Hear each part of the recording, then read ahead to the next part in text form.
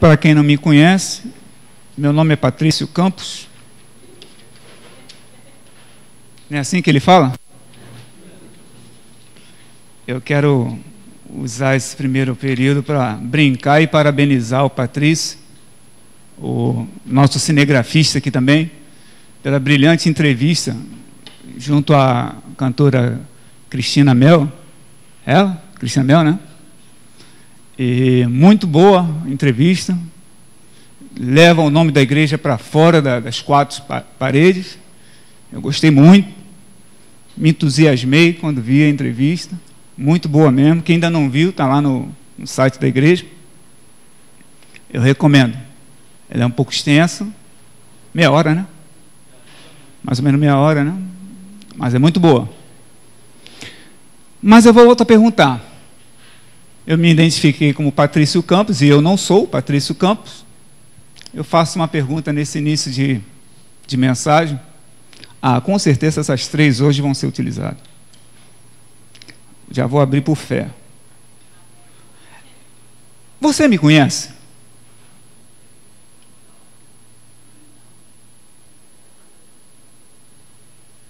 Alguém aqui me conhece?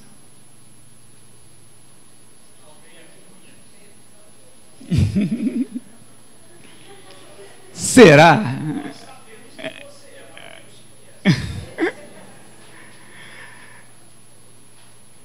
Alguma pessoa que não seja Deus, que esteja aqui, me conhece?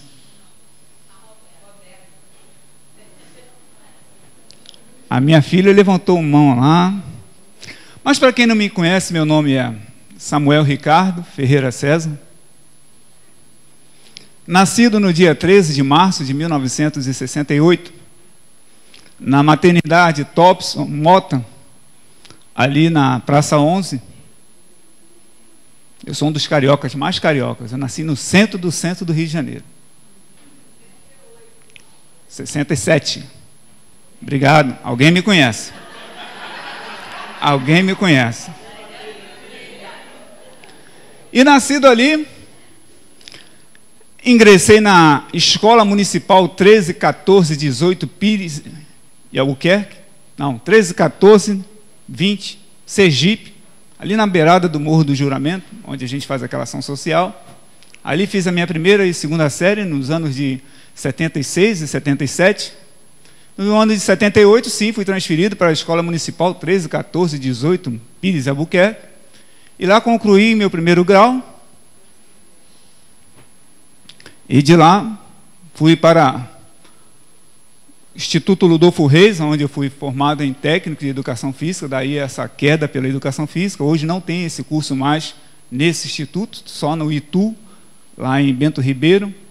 E eu sou formado em técnico de educação física ali. E dali eu saí para a Marinha, em 1985. Ingressei na Marinha e viajei para Pernambuco. E lá fiquei um ano. E de lá voltei e permaneci no Rio de Janeiro uns 40 dias e fui levado para Belém do Pará. Em Belém do Pará fiquei mais um ano e 7 meses e voltei para fazer o curso de cabo. Era marinheiro na época. E aqui no ano de 1989 eu ingressei na minha primeira faculdade, Universidade Santa Úrsula, fazendo o curso de biblioteconomia. E depois vi ter um genro bibliotecário, né? Como é que é a vida, né? E em 1989 eu também aconteceu outra coisa. Eu conheci a minha esposa, essa belíssima, que ali está, Roberta de Freitas Ferreira César. E em 1989 nós ficamos a namorar. E em 1990, isso em fevereiro, nós nos noivamos e nos casamos no dia 26 de outubro de 1990. Mas eu pulei alguns trechos da minha vida. Eu comecei a trabalhar aos 11 anos, como jornaleiro. Trabalhei como jornaleiro durante 3 anos. Depois eu fui ser catador de conchinha.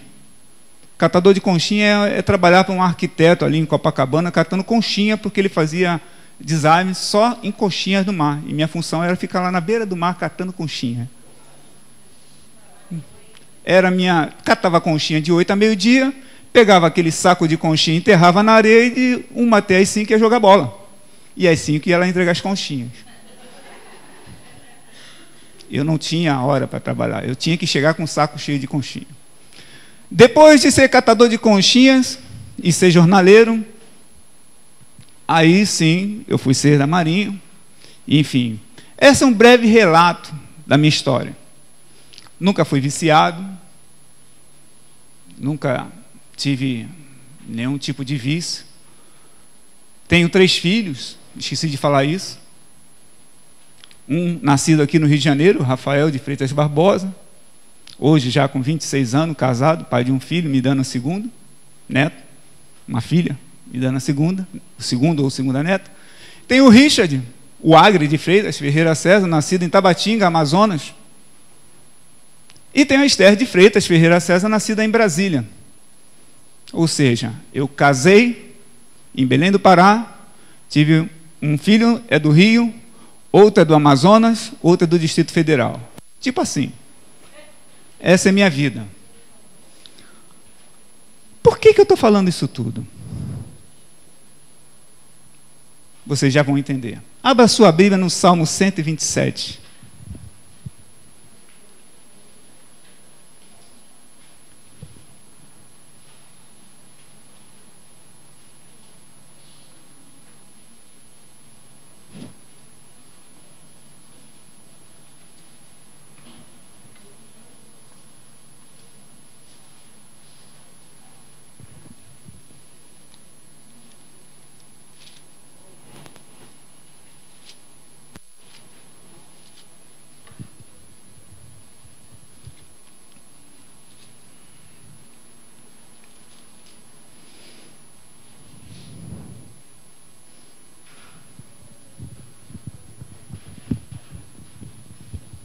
Amém?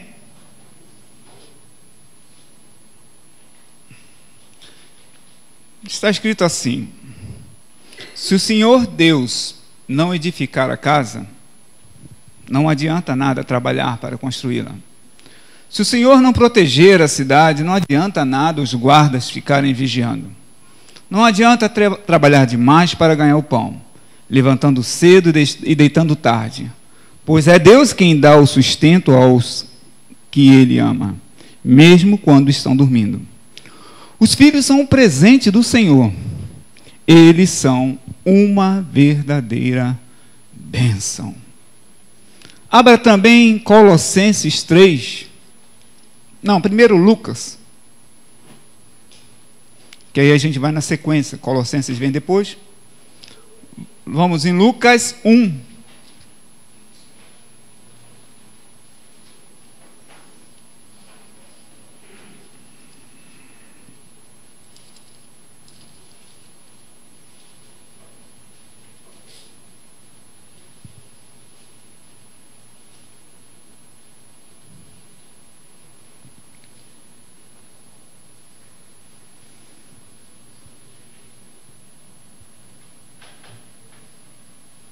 Lucas 1, verso 17.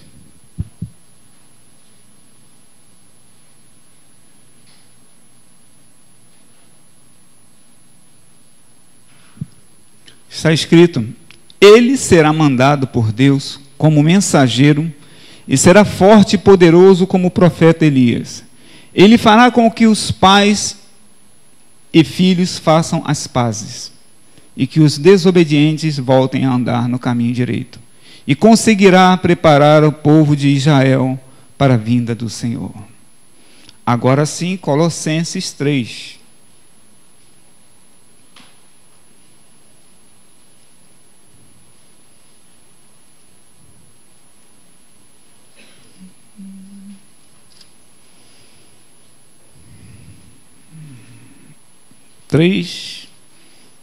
Verso 21.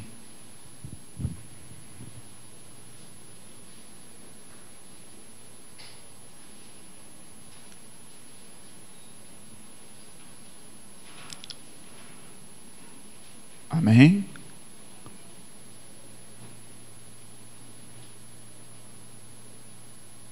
Colossenses 3, verso 21, diz assim: pais, não irritem os seus filhos, para que eles não fiquem desanimados. Amém? Pois bem, o tema da nossa mensagem é: o que você está fazendo com o presente que recebeu de Deus? Repetindo, o que você está fazendo com o presente que recebeu de Deus? Por que eu usei tantas coisas para falar da minha vida pessoal, da minha história, da minha vida particular? Será que eu queria aparecer? Dizendo que eu, enfim, fiz isso, fiz aquilo. Eu esqueci de falar alguns mais detalhes: formação, fiz a primeira faculdade em 90, e só vim ser graduado agora em 2010, marinha e viagens não deixaram, no meio desse caminho fiz direito durante 2 anos, enfim, tudo isso é para quê? Para me aparecer? Vaidade do meu coração? Não. É para conscientizar aqui a cada um que nós, enquanto indivíduos, nós somos uma história. Cada um de nós aqui somos uma história. Cada um de nós aqui somos um livro,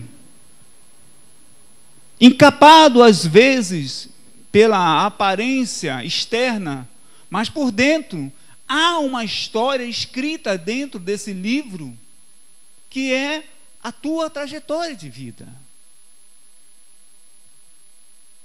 A questão de 1 ano atrás, mês de maio, eu preguei aqui sobre o tema: e a família como vai?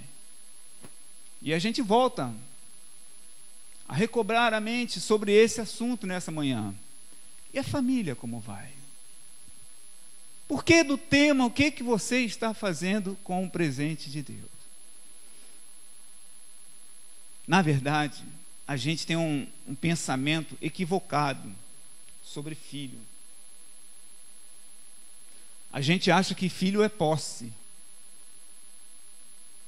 É meu filho. Eu sou dono. Sou dona. Faço dele o que eu quero. A gente tem esse sentimento. Recebemos dos nossos pais. Mas os nossos filhos, e graças a Deus tem poucos filhos, e muitos pais e mães aqui, os nossos filhos são, primeiro, um presente de Deus. Teu filho não é aquilo que você falou essa semana dele, não. Ele é uma bênção. A Escritura diz que ele é uma bênção. Se você falou algo contrário a isso, você falou algo contrário à Bíblia. Porque ele não é aquilo que você falou. A Bíblia diz que ele é uma bênção. A Bíblia diz que ele é uma herança. Herança é algo construído durante longo tempo. A não ser aqueles que acertam na loteria, da noite para o dia ficam ricos, mas a herança é algo que é construído e deixado para outro. Então Deus construiu, e a palavra de Deus diz que desde o ventre o Senhor já estava trabalhando ali, naquela criança.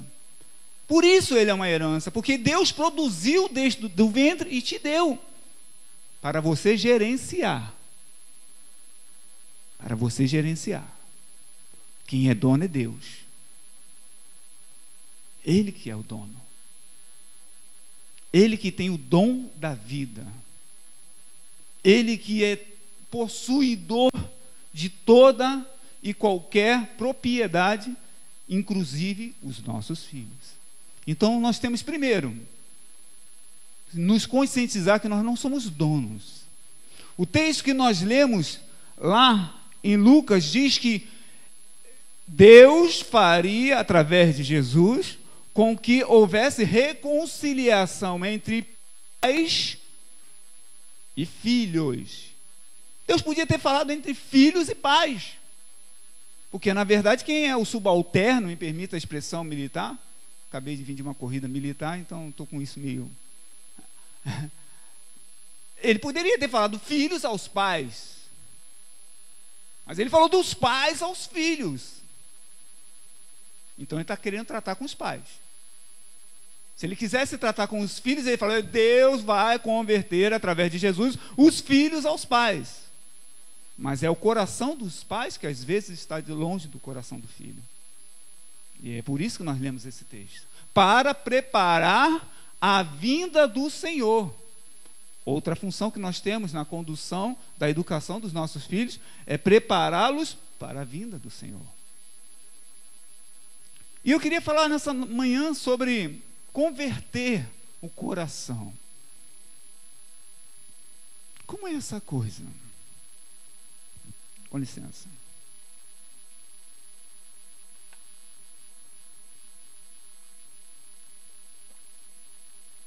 A gente tem reparado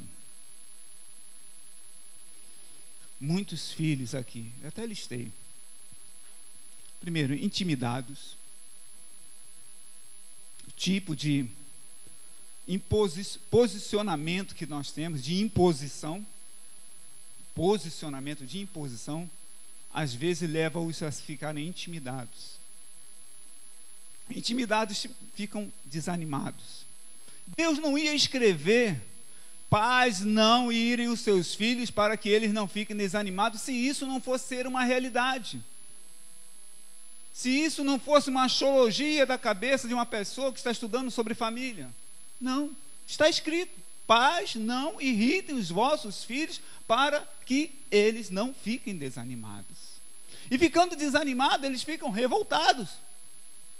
Ficando revoltados, eles ficam sem horizonte. E ficando sem horizonte, eles ficam violentos, sem norte. E essa violência, ela não é só no corpo, é na alma. É na alma. A violência que a gente aplica, quer seja física, quer seja emocional, aos nossos filhos, vão atingir a alma. Daí você vê tanto desânimo. E aí você vem para o culto e vê o jovem olhando para o culto, pegando fogo, uma unção de Deus, o jovem. Desânimo. Desânimo. Aí você vai dizer para mim assim: ah, Samuel, tudo bem, eu concordo com você. Concordo. Mas o que você está falando é lá fora. Isso não acontece dentro da igreja, não. Só acontece lá fora. Graças a Deus, né? Se não fosse essa estatística dizer que a maior parte dos presidiários se chama o quê? Mateus, Marcos, Lucas, Elias, Eliseu. Então é lá fora que está acontecendo isso? É lá fora que essa violência está acontecendo? Porque quando é lá fora, algumas atitudes são tomadas, mas aqui não. Tem essa palavra aqui, ó. Mas está escrito aqui que eu tenho que te castigar. Mas também está escrito aqui que você tem que amar. Está castigando? Amém. Está amando? Usar só esta palavra para o seu usufruto é fácil. Agora, arcar com as consequências dessa arbitrariedade é que complica. E depois é só botar a culpa no Estado, na escola, em Satanás. A culpa não é minha. Eu ensinei tudo direitinho para ele. Olha o que deu. Mas eu ensinei o caminho direito para ele. Eu ensinei o que era correto. Será que ensinou? E a gente vê essa turma desanimada, essa turma sem norte. Gente, quem está falando aqui é quem já foi professor de adolescente nessa igreja, quem já foi professor de jovem nessa igreja, eu conheço cada um deles. Eu não estou falando com base em livros que li, nada disso. Conheço cada um. Conheço as famílias pelos filhos. Cada filho revela a família de onde ele é oriundo. Cada filho revela. Você às vezes está conversando com um jovem e está ele lá, trancado, fechado. Ferimento na alma. Ferimento na alma. E sabe aonde vai desembocar tudo isso? Isso vai desembocar no lugar. Isso vai escoar em algum lugar.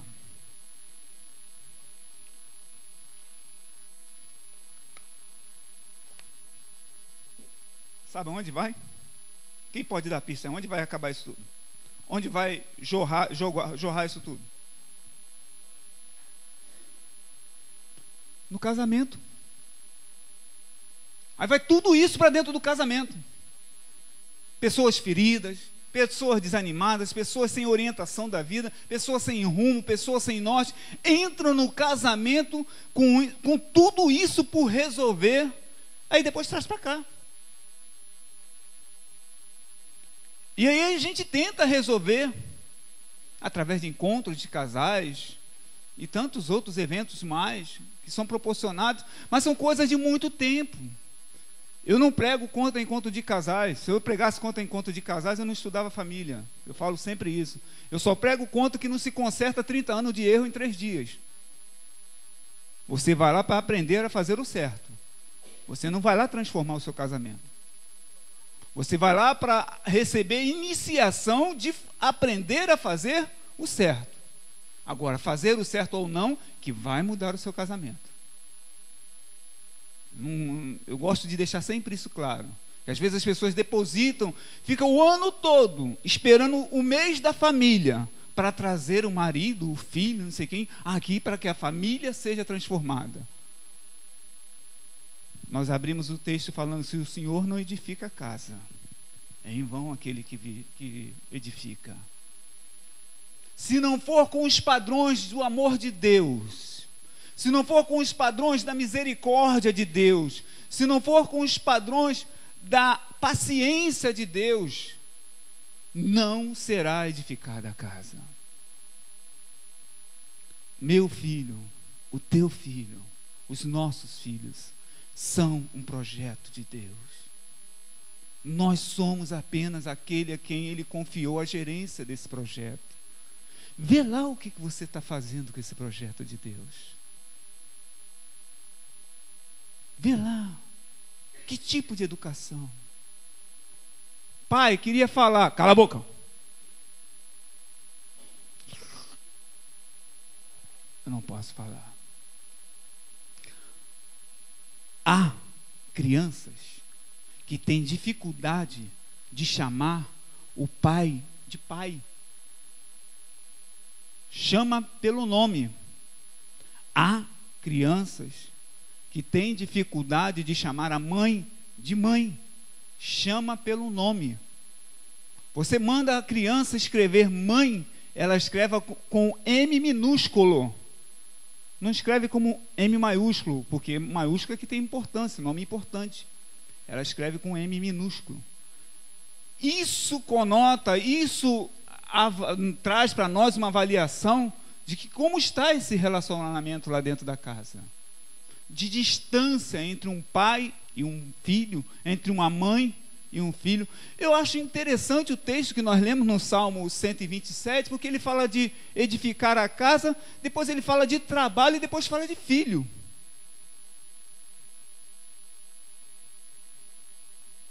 É em vão trabalhar demais e a tua família perecer. Qual é a prioridade? A gente diz que a prioridade é Deus, família, depois igreja e depois trabalho. É claro que não é. É claro que Deus ainda não está sentado no trono do coração de todos nós. Pela religião tá, que a gente é obrigado a dizer isso. Mas aqui dentro, será que Ele tem assentado o primeiro lugar? No meu coração, no teu coração, no coração da nossa família? Será que são os ensinamentos que Ele tem dado através da palavra? Não é só usar para a disciplina, mas a usar para o amor também.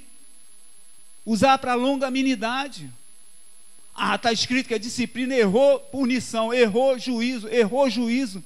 Parem de apresentar o Deus do juízo aos vossos filhos. Apresenta o Deus do amor.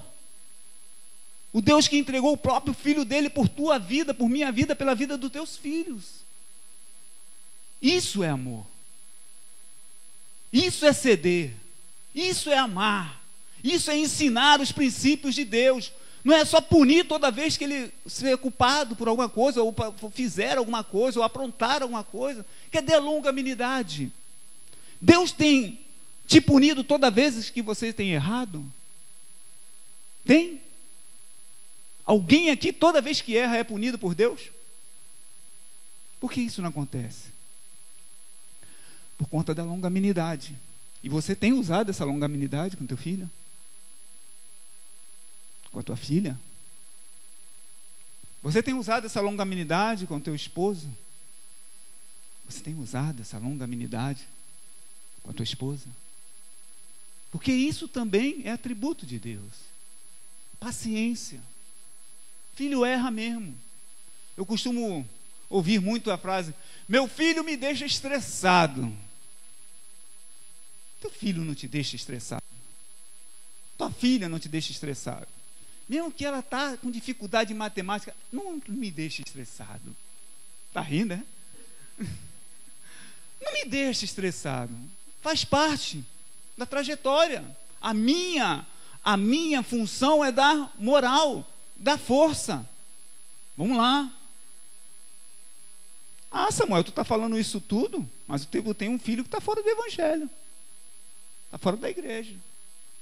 Mas ele recebe ensinamento de Deus dentro de casa. Acabou de passar na UFRJ. Está lá trabalhando na Light. Recebe ensinamento de Deus em casa. Está motivado para a vida. Pai, quando eu acabar isso, quero fazer isso. Está motivado. Porque tem alguém que motiva. A despeito, porque, saiu da igreja, agora virei as costas, não quero mais saber. Se dane, se vira. Não, é a hora de se aproximar, é agora. É essa hora de você chegar e acolher. Vamos lá, vamos caminhar. Não quer ir para a igreja? Amém. Mas vamos lá, vamos caminhar junto. Vamos trabalhar. Qual é a tua dificuldade? É namoro? Vamos lá, vamos conversar. Essa manhã é uma manhã de reparação. É uma manhã de conserto. É uma manhã de fazer a reconciliação dos pais para com os filhos. Muita gente costuma dizer também, eu falei de meu filho me deixa estressado, o trânsito me deixa estressado. O trânsito não te deixa estressado, você já está estressado. O trânsito apenas atenua o estresse que está dentro de você. Sabe onde Deus me deu essa mensagem? Dentro daquele baita engarrafamento que houve sexta-feira de 2 horas de sair daqui até o centro. Essa mensagem foi dada lá. Eu poderia estar queixando da vida no estresse do trânsito. Deus estava me dando essa mensagem. Eu já vinha orando, sabia que pregar ia hoje, vinha orando, e Ele me deu dentro de um ambiente de estresse. Às vezes, dentro desse ambiente de estresse, que é a tua casa, Deus pode ter oportunidade de falar contigo. Basta você ter um coração aberto para a voz de Deus. Aprenda uma coisa, mais uma vez: o teu, o meu, os nossos filhos são um projeto de Deus. Ele não é posse sua. Temos que ter mais paciência. Se você não tiver paciência com teu filho, o cara que vende droga lá na esquina, ele vai ter. O primeiro baseado é de graça. O segundo é de graça. Só no terceiro que ele cobra. Ele está tendo paciência com o teu filho. Será que você tem essa paciência que o traficante tem com o teu filho? Primeiro baseado é de graça.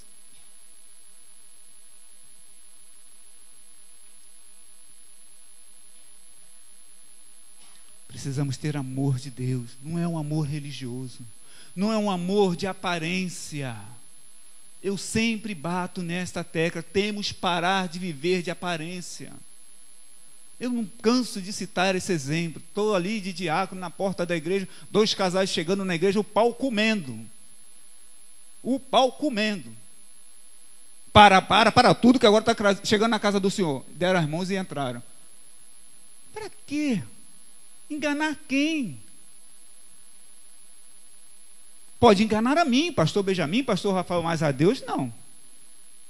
Pastor Benjamin falou aqui: Quando eu perguntei quem me conhecia, alguém te conhece aqui dentro. E mais do que você aparenta dentro da igreja, alguém conhece você dentro daquela casa. Qual vai ser o entusiasmo que os teus filhos vão ter para a vida à luz de tudo que ele tem escutado de segunda a sexta-feira, de segunda a sábado? Quais são as palavras que têm levado ele a pensar positivamente sobre a vida, sobre casamento, sobre trabalho? Que palavra tem saído da sua boca que tem edificado os teus filhos?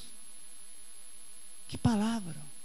Ou só é palavra de repreensão, esperando errar para chegar e falar? Fala de amor também. Você está bonito. Nós temos uma dívida muito imensa com os nossos filhos, que nós não temos entendimento de quão grande é essa dívida. Há uma dívida muito grande. Há uma dívida de perdão. Pais precisam perdoar os vossos filhos. Esposas precisam perdoar os vossos maridos. Maridos precisam perdoar as vossas esposas. Por que eu estou falando de filho e entrei com um casal? Porque a briga de vocês dois, a edificação ou desedificação de vocês dois, está sendo olhada ali por uma plateia de 1 ou 2 ou 3. E qual é a construção de casamento que eles vão ter? À luz do casamento que eles veem dentro de casa. É tanta violência, gente, que os menores têm sofrido. Principalmente a emocional. A emocional. E isso tudo vai acabar lá dentro do casamento. Aí a gente não sabe porque os casamentos hoje não estão durando muito. 2, 3 anos está separando. Por conta disso. A gente tem vivido muito de aparência, mas vivido pouco a essência de Deus nos nossos lares. Nós precisamos voltar aos pés da cruz. Precisamos voltar aos pés do Senhor. Quem está falando aqui é cheio de imperfeição.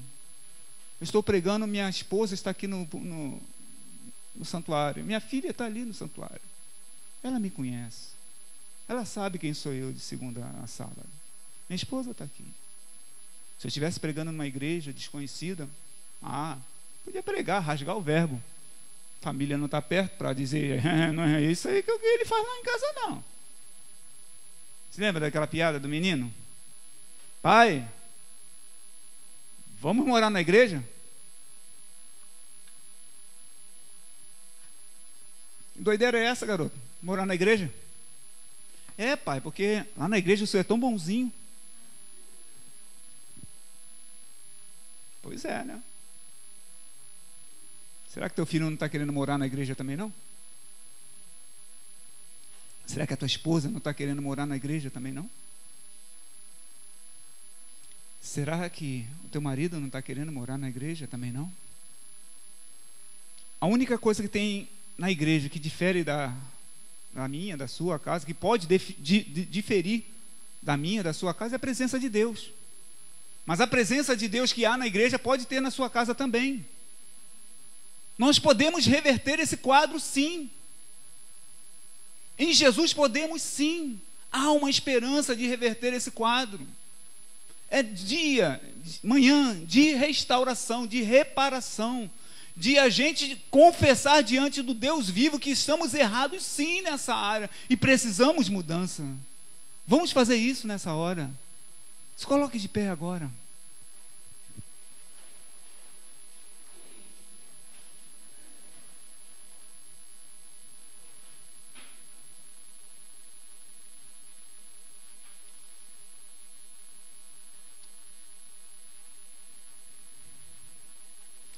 É manhã de conserto. É manhã de arrependimento. É manhã de reconciliação. Paz. Quem tem que dar o exemplo é você. Você é o cabeça? Dê o exemplo. Não fique esperando o erro do teu filho, da tua filha. para punir, para castigar, para disciplinar. Olha para os atos que ele tem feito, que são grandiosos diante de Deus. A palavra de Deus diz, e disse nessa manhã, que o teu filho é uma herança, que o teu filho é uma bênção. Se arrependa daquilo que você andou falando do teu filho nessa semana, da tua filha nessa semana.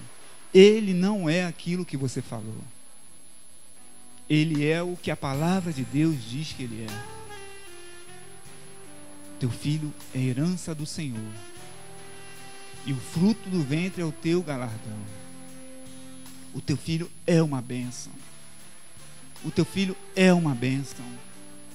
O teu filho, a tua filha é uma bênção. O teu esposo é uma bênção. A tua esposa é uma bênção. Confie. Confie. Não fique olhando só para os erros, olhe para os acertos. Tem gente que se queixa da vida tanto. Faz uma visita no INCA no sábado à tarde, que você vai ver que você não tem motivo de se queixar da vida. Você tem uma vida abençoada por Deus. Você tem uma família abençoada por Deus. Pare de desvalorizar aquilo que Deus tem valorizado. O teu filho é uma bênção.